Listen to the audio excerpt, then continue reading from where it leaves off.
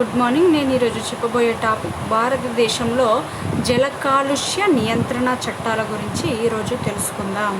భారతదేశంలో జల కాలుష్య నియంత్రణ చట్టాలు ఏ విధంగా అమలవుతున్నాయో వాటి గురించి పూర్తిగా తెలుసుకుందాం. మరి జల కాలుష్యం అనగా మొదటగా ఈ జల కాలుష్యం అంటే మొత్తం నీరు అనేది కలుషితం కావడం. మరి ఏ విధంగా నీటి యొక్క భౌతిక రసాయన జీవ లక్షణాలను పూర్తిగా మార్చడం, నీటి యొక్క సహజత్వాన్ని పూర్తిగా కోల్పోవడం అనగా భౌతిక రసాయన జీవ లక్షణాలను మార్చడం అనగా నీటిలోకి ఘన ద్రవ వాయు కాలుష్యాలను, అదేవిధంగా మురికిని విసర్జిత జలాలను వదలడం. ఈ మొత్తాన్ని కూడా జల కాలుష్యం అంటారు. మరి నీటి యొక్క సహజత్వాన్ని పూర్తిగా కోల్పోవడం, భౌతిక జీవ రసాయన లక్షణాలను పూర్తిగా మార్చడం, నీటిలోనికి ఘన ద్రవ వాయు కాలుష్యాలను, అదేవిధంగా మురికిని విసర్జిత జలాలను వదలడాన్ని, ఈ మొత్తాన్ని కూడా జల కాలుష్యం అంటారు. మరి జల కాలుష్యం నివారణ నియంత్రణ చట్టం అనేది 1974 సంవత్సరంలో తీసుకురావడం జరిగింది. మరి జల కాలుష్య నివారణ నియంత్రణ చట్టం 1974లో వీటి యొక్క జల కాలుష్య నియంత్రణ చట్టం అనేది రావడం జరిగింది.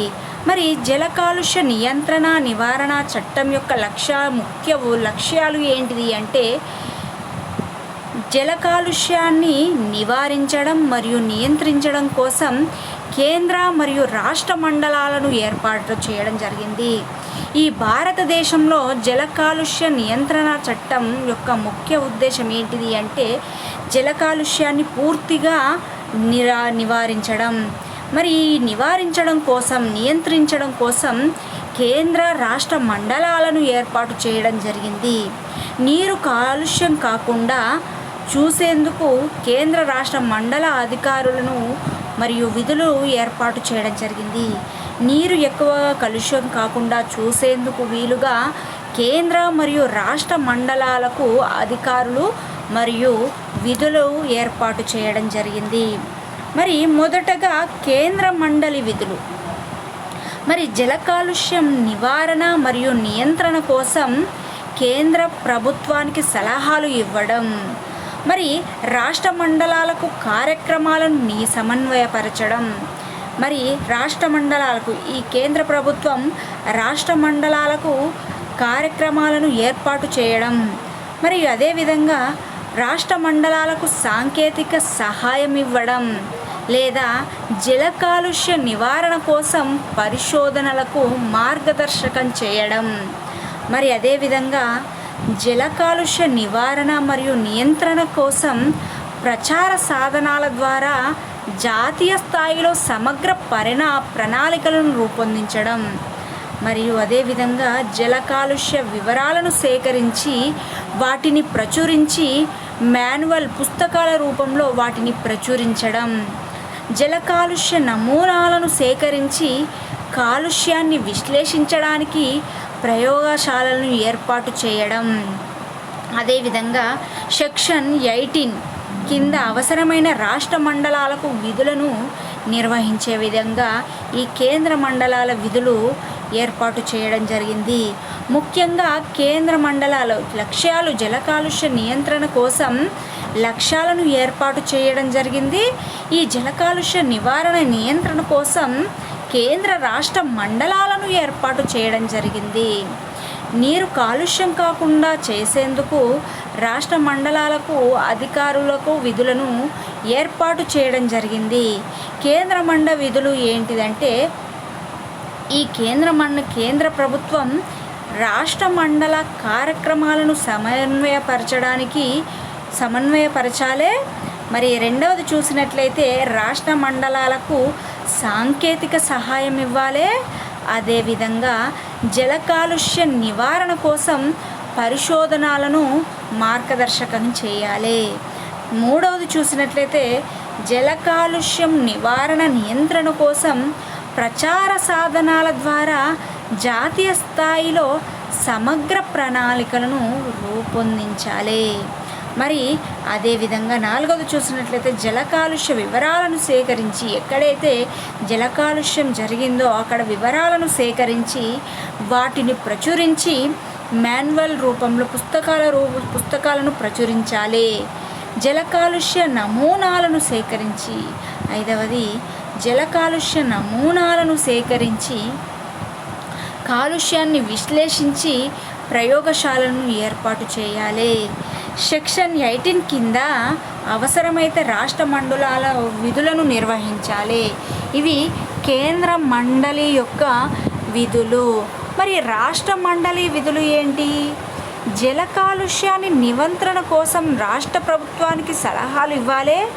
అదేవిధంగా సమగ్ర ప్రణాళికలను రూపొందించాలి, వాటిని అమలు చేసే విధంగా ఉండాలి. జల కాలుష్య కారణాలపై పరిశోధనలు చేయాలి. మరియు జల విసర్జక ప్రాంతాలను తనిఖీ చేయాలి.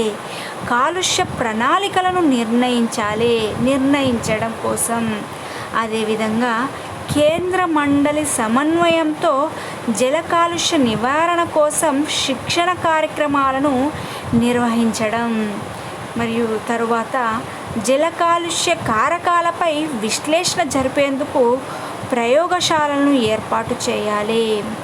అదేవిధంగా వ్యవసాయానికి వాడే మార్గాలను అన్వేషించాలి. కాలుష్య నివారణకు ఉత్తర్వులు జారీ చేయాలి. అవసరమైన బట్టి ఉత్తర్వులను మార్చాలి. మరి రాష్ట్ర ప్రభుత్వం సహకారంతో ఇతర విధులను నిర్వహించే విధంగా అమలు చేయాలి. మరి 2వది చూసినట్లయితే రాష్ట్ర మండలి విధులు. జల కాలుష్యం నియంత్రణ కోసం సమగ్ర ప్రణాళికలను రూపొందించి వాటిని అమలు చేసే విధంగా ఉండాలి. మరి జల కాలుష్య కారణాలపై పరిశోధనలు జరపాలి. మరి తరువాత జల కాలుష్య విసర్జక ప్రాంతాలను తనిఖీ చేయాలి. కాలుష్య ప్రణాళికలను నిర్ణయించాలి. మరి తరువాత కేంద్ర మండల సమన్వయంతో జల కాలుష్య నివారణ కోసం శిక్షణ కార్యక్రమాలను నిర్వహించాలి. అదేవిధంగా వ్యవసాయానికి వాడే మార్గాలను అన్వేషించాలి. కాలుష్యం కాకుండా ఈ వ్యవసాయం చేసిన తర్వాత ఆ ప్రాంతం అంతా కాలుష్యం కాకుండా వాటికి మార్గదర్శకాలను అన్వేషించాలి. కాలుష్య నివారణ కోసం ఉత్తర్వులు జారీ చేయాలి. అవసరమైన దాన్ని బట్టి ఉత్తర్వులను మార్చుకోవడం జరగాలి. ఇవన్నీ కూడా రాష్ట్ర మండల విధుల కిందికి రావడం జరుగుతుంది. మరి ఈ కేంద్ర మండలి విధులు, రాష్ట్ర మండలి విధులను ఏర్పాటు చేయడం ద్వారా జల కాలుష్యాన్ని తగ్గించవచ్చు, నియంత్రించవచ్చు. మరి 2వది చూసినట్లయితే జల కాలుష్యం సెస్ చట్టం. మరి జల కాలుష్య నియంత్రణ సెస్ చట్టంను 1977లో తీసుకురావడం జరిగింది. జల కాలుష్య నియంత్రణ సెస్ చట్టంను 1977లో తీసుకురావడం జరిగింది. సెంట్రల్ బోర్డు యొక్క వనరులు పెంచే ఉద్దేశంలో కొన్ని పరిశ్రమలు వ్యక్తులకు మరియు స్థానిక అధికారులకు వినియోగించే నీటి పన్ను అనగా సెస్ వసూలు చేయడం కోసం నీటి కాలుష్య సెస్ చట్టం తీసుకురావడం జరిగింది. ఇది 1977లో తీసుకురావడం జరిగింది. మరి నీటి పన్ను ఏంటిది? సెంట్రల్ బోర్డు యొక్క వనరులు పెంచే ఉద్దేశంలో కొన్ని పరిశ్రమలు నిర్వహిస్తున్నటువంటి వ్యక్తులు మరియు స్థానిక అధికారులు వినియోగించే నీటి పన్ను వసూలు చేయడం కోసం ఈ నియంత్రణ చట్టం సెస్ చట్టం 1977లో తీసుకురావడం జరిగింది. నీటిని ఉపయోగించే విధానాన్ని బట్టి సెస్ యొక్క రేట్లు వేరువేరుగా ఉంటాయి. నీటిని ఉపయోగించుకునే విధానాన్ని బట్టి సెస్ రేట్లు వేరువేరుగా ఉంటాయి. గృహ సంబంధమైన మరియు పరిశ్రమలకు ఉపయోగించే నీటిని తక్కువ సేజ్ ఉంటుంది. గృహ సంబంధమైన మరియు పరిశ్రమలకు ఉపయోగించే నీటి యొక్క సేజ్ తక్కువగా ఉంటుంది. మరి నీటిని కలుషితం చేసే ఫ్యాక్టరీలకు ఎక్కువ సేజ్ ఉంటుంది. కాలుష్యాలను విచ్ఛిన్నం చేయడానికి వీలులేని పరిశ్రమలను మరియు విషతుల్యం చేసే పరిశ్రమలకు సేజ్ ఇంకా ఎక్కువగా ఉంటుంది. మరి ఈ నీటి పన్ను చూసినట్లయితే గృహాలకు కావచ్చు, ఇతర పరిశ్రమలకు కావచ్చు, ఈ నీటి పన్ను అనేది తక్కువగా ఉంటుంది, తక్కువ సేజ్ అనేది ఉంటుంది. మరి నీటిని కలుషితం చేసేటువంటి ఫ్యాక్టరీలకు ఎక్కువ పన్ను, ఎక్కువ సేజ్ అనేది ఉంటుంది. మరి ఇంకా కాలుష్యాలకు జీవ విచ్ఛిన్నం చేయడానికి వీలు లేని విషతుల్యం చేసేటువంటి పరిశ్రమలకు ఎక్కువ సేజ్, ఎక్కువ పన్ను ఉంటుంది. మరి ఇది సేజ్ చట్టం. ఈ సేజ్ చట్టం 1977లో తీసుకురావడం జరిగింది. మరి జీవ పన్నులను పెంచే ఉద్దేశంలో పరిశ్రమలకు, వ్యక్తులకు, స్థానిక అధికారులకు వినియోగించే నీటి పన్నును వసూలు చేయడం జరిగింది. మరి తరువాత ఈ సేజ్ చట్టం చూసిన తర్వాత ఈ సేజ్ చట్టం 1977లో తీసుకురావడం జరిగింది. తరువాత ప్రణాళికలు. చట్టాలే కాకుండా పైన ఉన్న చట్టాలు, కేంద్ర మండలి విధులు, అదేవిధంగా రాష్ట్ర మండలి విధులు కాకుండా కాలుష్య నియంత్రణ కోసం భారత ప్రభుత్వం కొన్ని ప్రణాళికలను రూపొందించింది. అందులో ముఖ్యమైనవి గంగా యాక్షన్ ప్లాన్ మరియు యమునా యాక్షన్ ప్లాన్. పైన చట్టాలే కాకుండా భారత ప్రభుత్వం కొన్ని ప్రణాళికలను రూపొందించింది. జల కాలుష్యం కాకుండా కొన్ని ప్రణాళికలను రూపొందించింది. అందులో ముఖ్యమైనవి 2 Ganga action plan, Yamuna action plan. మరి గంగా యాక్షన్ ప్లాన్ చూసినట్లయితే గంగా నదిని శుభ్రం చేయడం కోసం భారత ప్రభుత్వం 1985 సంవత్సరంలో గంగా యాక్షన్ ప్లాన్ పథకాన్ని ఉత్తరప్రదేశ్లో ప్రారంభించింది. అదేవిధంగా యమునా నదిని శుభ్రం చేయడం కోసం 1993లో యమునా యాక్షన్ ప్లాన్ హర్యానా రాష్ట్రంలో ప్రారంభించింది. మరి కాలుష్య నియంత్రణ కోసం 2 ప్రణాళికలను, ముఖ్యమైనటువంటి 2 ప్రణాళికలు ఉన్నాయి. భారత ప్రభుత్వం ఈ ప్రణాళికలను రూపొందించింది. అందులో ముఖ్యమైనవి 2 Ganga action plan, Yamuna action plan. Ganga నదిని శుభ్రం చేయడానికి 1985 సంవత్సరంలో గంగా నదిని శుభ్రం చేయడానికి ఉత్తరప్రదేశ్లో ఈ ప్రణాళికను ప్రారంభించింది. అదేవిధంగా యమునా నదిని కూడా శుభ్రం చేయడానికి 1993లో యమునా యాక్షన్ ప్లాన్ని హర్యానాలో ప్రారంభించింది. ఇది భారతదేశంలో జల కాలుష్య నియంత్రణ చట్టాలు. జల కాలుష్యం అనగానేమి అంటే నీటి యొక్క సహజత్వాన్ని కోల్పోయే జీవరసాయన భౌతిక లక్షణాలను పూర్తిగా మార్చడం, అనగా ఘన ద్రవ రూపాలను, అదేవిధంగా మురికి నీటిని, విసర్జిత జలాలను మంచినీటిలోకి విదలడం వలన నీటి ప్రాంతం అంతా జల కాలుష్యానికి గురి కాబడుతుంది. దాన్ని జల కాలుష్యం అంటారు. మరి జల కాలుష్య నియంత్రణ చట్టం 1974లో రావడం జరిగింది. మరి దీని యొక్క ముఖ్య ఉద్దేశాలు అనగా జల కాలుష్యాన్ని పూర్తిగా నియంత్రించడం. జల కాలుష్యాన్ని నియంత్రించడం కోసం ప్రభుత్వం కేంద్ర రాష్ట్ర మండలాలను ఏర్పాటు చేయడం జరిగింది. నీటి కాలుష్యం కాకుండా చూసేందుకు కేంద్ర రాష్ట్ర మండలాల అధికారుల విధులను ఏర్పాటు చేయడం జరిగింది. మరి అందులో మొదటగా చూసేది కేంద్ర మండలి విధులు.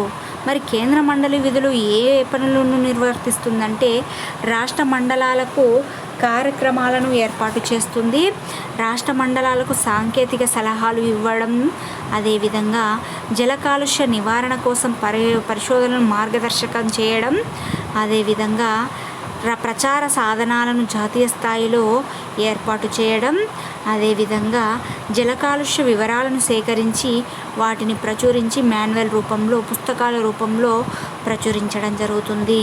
అదేవిధంగా జల కాలుష్య ప్రాంతాలను సేకరించి నమూనాలను సేకరించి కాలుష్యాన్ని విశ్లేషించడం, అదేవిధంగా సెక్షన్ 8 కింద అవసరమైతే రాష్ట్రమండలి విధులను నిర్వర్తించడం. మరి రాష్ట్రమండల విధులు అనగా మరియు నియంత్రణ కోసం సమగ్ర ప్రణాళికలను రూపొందించడం, జల కాలుష్య కారణాలపై పరిశోధనలు జరపడం, జల కాలుష్య ప్రాంతాలను తనిఖీ చేయడం, మరి తర్వాత కేంద్ర మండలి సమన్వయంతో జల కాలుష్య నివారణ కోసం శిక్షణ కార్యక్రమాలను నిర్వహించడం, వ్యవసాయానికి వాడే మార్గాలను అన్వేషించడం, కాలుష్య నివారణకు ఉత్తర్వులను జారీ చేయడం, ఇవన్నీ కూడా రాష్ట్రమండలి విధులు. మరి మొదటగా చెప్పుకుంది కేంద్ర మండలి విధులు, రాష్ట్రమండలి విధులు. వాటి యొక్క సహాయంతో జల కాలుష్యం నివారించే విధంగా ఆ మండలి విధులు ఏర్పాటు చేయడం జరుగుతుంది. అదేవిధంగా సేజ్ చట్టం 1977లో తీసుకురావడం జరిగింది. గృహ సంబంధమైనటువంటి పరిశ్రమలు ఉపయోగించే మురుగునీరులో కూడా ఈ తక్కువ సేజ్ అనేది ఉంటుంది, తక్కువ పన్ను ఉంటుంది. మరి అదేవిధంగా నీటిని కలుషితం చేసే పెద్ద పెద్ద ఫ్యాక్టరీలు, పరిశ్రమల్లో ఎక్కువ సేజ్ ఉంటుంది. ఈ విధంగా నీటి పన్నును 1977లో తీసుకురావడం జరిగింది. ఈ విధమైన చట్టాలే కాకుండా భారత ప్రభుత్వం ప్రణాళికలను కూడా రూపొందించడం జరిగింది. Ganga action plan, Yamuna action plan. Ganga నదిని శుభ్రం చేయడం కోసం 1985 సంవత్సరంలో గంగా యాక్షన్ ప్లాన్ ఉత్తరప్రదేశ్లో అమలు చేసింది. అదేవిధంగా యమునా నదిని శుభ్రం చేయడానికి కోసం 1993లో యమునా యాక్షన్ ప్లాన్ను తీసుకురావడం జరిగింది. తర్వాత నీటి నాణ్యత అంచనాలు. మరి నీటి నాణ్యత అంచనాలు చూసినట్లయితే, నీటి నాణ్యతను అంచనా వేయడం కోసం జీవ రసాయన ఆక్సిజన్ డిమాండ్, రసాయన ఆక్సిజన్ డిమాండ్ అనేవి ముఖ్యమైనవిగా ఉంటాయి. నీటి నాణ్యతను అంచనా చేయడం కోసం నీటిలో కరిగి ఉన్నటువంటి ఆక్సిజన్ను అంచనా వేయడం కోసం జీవ రసాయన ఆక్సిజన్ డిమాండ్ అనగా BOD, రెండవది రసాయన ఆక్సిజన్ డిమాండ్ COD, పూర్తి oxygen demand total oxygen demand అనేవి ముఖ్యమైనటువంటి పరిమితులుగా ఉన్నాయి. మరి నీటి నాణ్యతను అంచనా వేయడం కోసం కరిగి ఉన్నటువంటి ఆక్సిజన్ను BOD, జీవ రసాయన ఆక్సిజన్ డిమాండ్ని BOD అని, రసాయన ఆక్సిజన్ డిమాండ్ని COD అని, పూర్తి ఆక్సిజన్ డిమాండ్ని టోటల్ ఆక్సిజన్ డిమాండ్ అని ముఖ్యమైనటువంటి పరిమితులు అనేవి ఉండడం జరిగింది. మరి నీటిలో కరిగి ఉన్నటువంటి ఆక్సిజన్ గాఢత ఎంత ఉండాలంటే, నీటిలో కరిగి ఉన్నటువంటి ఆక్సిజన్ గాఢత 5 ppm కంటే తక్కువ ఉంటే ఇక్కడ జలచర జీవులైనటువంటి చేపలు అనేవి బ్రతకలేవు. కాలుష్య పరిమితిని బట్టి నీటిలోని BOD, జీవ రసాయన ఆక్సిజన్ డిమాండ్, మరియు COD, రసాయనిక ఆక్సిజన్ డిమాండ్ విలువలను బట్టి లెక్కించవచ్చు. మొదటగా చూద్దాం బయోలాజికల్ ఆక్సిజన్ డిమాండ్ BOD. మరి ఘనపరిమాణం గల నీటిలో కర్బన వ్యర్థ పదార్థాలను సూక్ష్మజీవులు వాయుస్థితిలో జీవ రసాయన ఆక్సిజన్ చర్య జరపడంతో వినియోగించుకున్న ఆక్సిజన్ పరిమాణాన్ని బయోలాజికల్ ఆక్సిజన్ డిమాండ్ అని అంటారు. ఘనపరిమాణం నీటిలో కర్బన పదార్థాలను సూక్ష్మజీవులు వాయుస్థితిలో ఈ జీవ రసాయన ఆక్సిజన్ చర్య జరపడంతో వినియోగించుకున్న ఆక్సిజన్ పరిమాణాన్ని బయోలాజికల్ ఆక్సిజన్ డిమాండ్ అంటారు. ఈ ఆక్సిజన్ డిమాండ్ను సూక్ష్మజీవులు 5 రోజులకు లేదా 7 రోజులకు వినియోగించుకునే అవధి ఆధారంగా కొలుస్తారు. మరి బీఓడి విలువ ఆధారంగా దాదాపు నీటిలోని ఆక్సీకరించబడే కర్బన పదార్థాల పరిమాణాన్ని తెలియజేస్తుంది. ఈ విలువ కాలుష్య పరిమితిని, అదేవిధంగా వ్యర్థ పదార్థాల స్థాయిని కూడా తెలియజేయడం జరుగుతుంది. మరి కాలుష్య నివారణ పథకాల రూపకల్పనతో ఈ కర్బన పదార్థాల పరిమాణాన్ని నిర్ణయించడంలోనూ, అదేవిధంగా శుద్ధ ప్రక్రియల సామర్థ్యాన్ని నిర్ణయించడంలోనూ తెలుసుకోవడంలో బయోలాజికల్ యాక్సిడెంట్ డిమాండ్ ఉపయోగపడుతుంది. మరి అదేవిధంగా జలాశయాల్లో సూక్ష్మజీవులు, నీటి యొక్క pH, విష పదార్థాలు, క్షయకరించబడినటువంటి ఖనిజ నైట్రోజన్ మొదలైనవి బీఓడి పరీక్షను ప్రభావితం చేస్తాయి. మరి బయోలాజికల్ ఆక్సిజన్ డిమాండ్ అనగా నీటిలో ఉన్నటువంటి కర్బన పదార్థాలను సూక్ష్మజీవులు వాయుస్థితిలో ఆక్సీకరణ చర్య జరిపి ఆక్సిజన్ పరిమాణాన్ని వినియోగించుకున్నటువంటి ఆక్సిజన్ పరిమాణాన్ని బయోలాజికల్ ఆక్సిజన్ డిమాండ్ అంటారు. మరి ఈ బయోలాజికల్ ఆక్సిజన్ డిమాండ్ను సూక్ష్మజీవులు 5 నుంచి 7 రోజులకు వినియోగించుకోవడం జరుగుతుంది. మరి ఆక్సీకరించబడే కర్బన పదార్థాలను బట్టి, ఈ నీటిలో ఆక్సీకరించబడే కర్బన పదార్థాలను బట్టి దీని విలువ, ఈ బీఓడి విలువ తెలుస్తుంది. మరి కాలుష్య పరిమితిని బట్టి, వ్యర్థ పదార్థాల స్థాయిని బట్టి ఈ బీఓడి విలువ అనేది తెలుస్తుంది. కాలుష్య నివారణ పథకాల రూపకల్పనలోనూ, అదేవిధంగా కర్బన పదార్థాల పరిమాణాన్ని నిర్ణయించడంలోనూ, మరియు శుద్ధ ప్రక్రియ సామర్థ్యాన్ని నిర్ణయించడంలోనూ, అదేవిధంగా నీటి స్వచ్ఛత తెలుసుకోవడంలోనూ ఈ బయోలాజికల్ ఆక్సిజన్ డిమాండ్ ఉపయోగపడుతుంది. ఇది బయోలాజికల్ ఆక్సిజన్ డిమాండ్. మరి తర్వాత చూసినట్లయితే రెండవది రసాయనిక ఆక్సిజన్ డిమాండ్.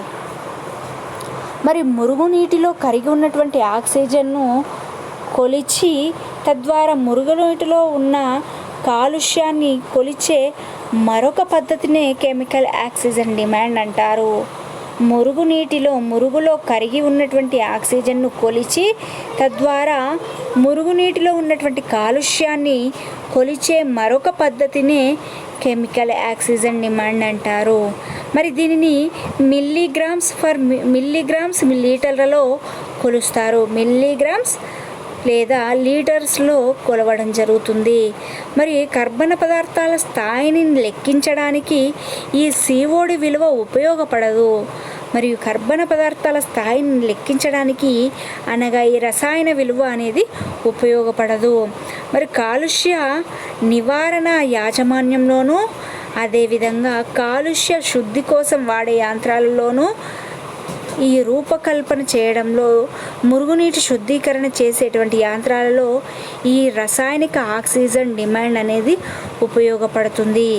కాలుష్య నివారణ యాజమాన్యంలోనూ, కాలుష్య శుద్ధీకరణ వాడే యంత్రాలలోనూ, అదేవిధంగా మురుగును శుద్ధి చేసే యంత్రాలలోనూ ఈ సిఓడి విలువ ఉపయోగపడుతుంది.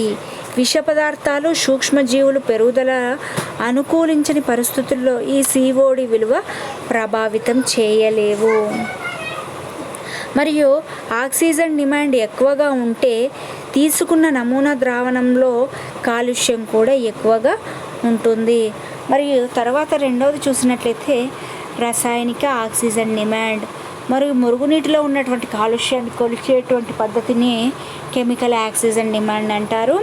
ఈ కెమికల్ ఆక్సిజన్ డిమాండ్ను మిల్లీగ్రామ్స్ పర్ లీటర్స్లో కొలవడం జరుగుతుంది.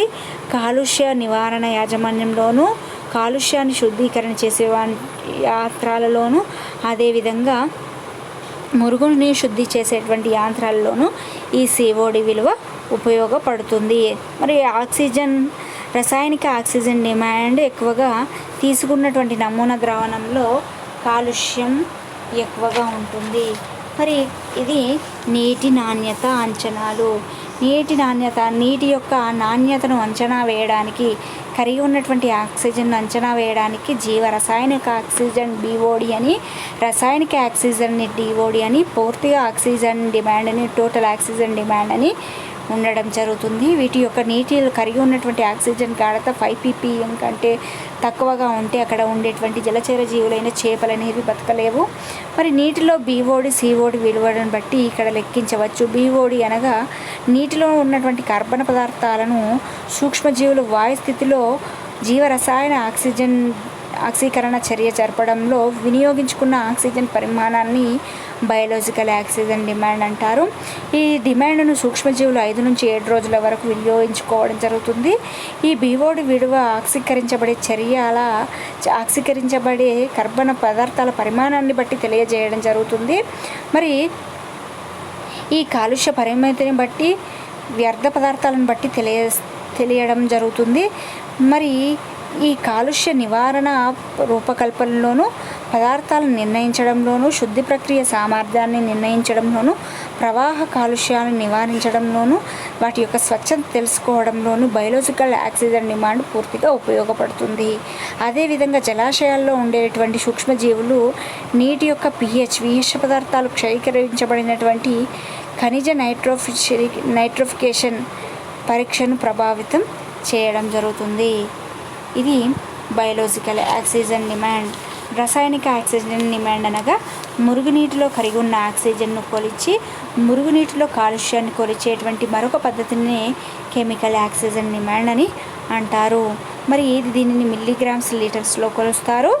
కాలుష్య నివారణ యాజమాన్యంలోనూ అదేవిధంగా శుద్ధి కోసం వాడే యంత్రాలలోనూ అదేవిధంగా మురుగునీటి శుద్ధి చేసేటువంటి యంత్రాలలోనూ ఈ CO2 పూర్తిగా ఉపయోగపడుతుంది. ఇది నీటి రసాయనిక ఆక్సిజన్ డిమాండ్, నీటి యొక్క నాణ్యత అంచనాలు.